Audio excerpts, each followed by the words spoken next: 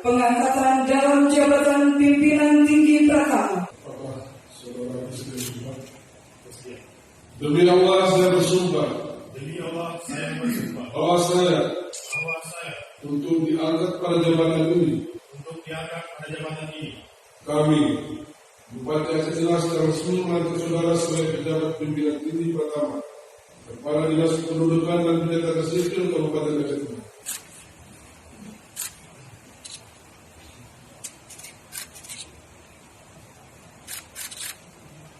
Saya mengucapkan selamat bertugas kepada saudara Mustafa Kamal sebagai Kepala Dinas Kependudukan dan Pencatatan Sipil Kabupaten Aceh Tengah.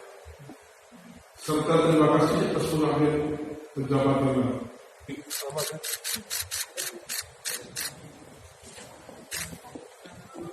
Baik hadirin sekalian, dengan berakhirnya ucapan selamat maka selesai